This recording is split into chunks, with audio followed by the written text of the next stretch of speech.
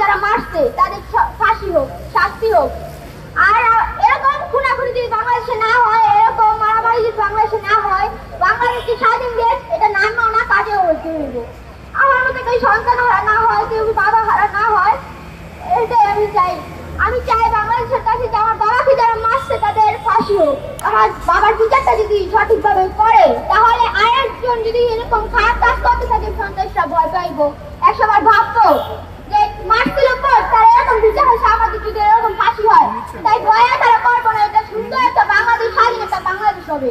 আমরা অনেক আতঙ্কে আছি, ভয়ে আছি, আমরা বাসা থেকে নিচে নামতে পারছি না, স্কুলে যেতে পারতেছি না, আমাদের পড়ালেখা অনেক চাপ পড়তেছে, আমরা পড়ালেখা করতে পারছি না। তারা ওদের কারণে কিন্তু যে আগে থেকে আসা মানে অনেক খুন করছে, সে আমাদেরকে হুমকি দিবে না তো, তারা অ্যাকশন দিবে, তারা আমাদের মেরে ফেলতে পারে, যে কোনো সময় তারা আমাদের উপর হামলা করতে পারে।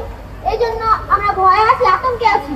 মেনলি যারা আছে টিটু, রাকেশ, তারপর আরো কয়েকজন আছে, তাদেরকে দ্রুত আইনের মাধ্যমে না ওদেরকে অপরাধের শাস্তি দেওয়া হোক। আমি আমার হাজবেন্ডকে বিচার চাই। আমি চাই যে আমার মতন আর কেউ যেন বিধবা না হয়, আমার ছেলে মেয়ের মতন কেউ যেন বাবা হারা না হয়। আমি ছেলে মেয়েদের খুব আতঙ্কে আছি, ওদের স্কুলে যেতে পারতেছি না, আমার হাজবেন্ডের দোকানটা বন্ধ। এখন আমাদের খুবই আমরা চাপের মধ্যে আছি যে আমরা এখন কীভাবে চলবো, কী করবো আমরা জানি না, আমরা খুব কষ্টের মধ্যে। তাই চাইতেছি যে ওনাদেরকে আইনের মাধ্যমে ধরে ওনাদের কঠিনত শাস্তি দেওয়া হয়, জানি আমরা পরবর্তীতে সবাই ভাবতে পারি যে একটা অন্যায় করলে তাদেরও শাস্তি পেতে হয়। এটা সবাই দেখুক যে এরকম অন্যায় যেন আমরা করার সাহস না পাই। কেন ধরতে পারতেছে না, এখন ওরা কীভাবে বাইরে আছে, মেনলি যারা করছে এরাই এখনো বাইরে। তাহলে আমরা তো আতঙ্কের মধ্যে আছি যে আমাদের উপরে এটা হতে পারে।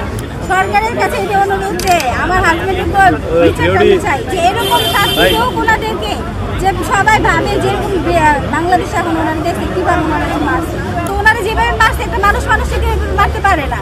তো মানুষ যে করার আগে এটা ভাববো যে আমি যদি এরকম মানুষকে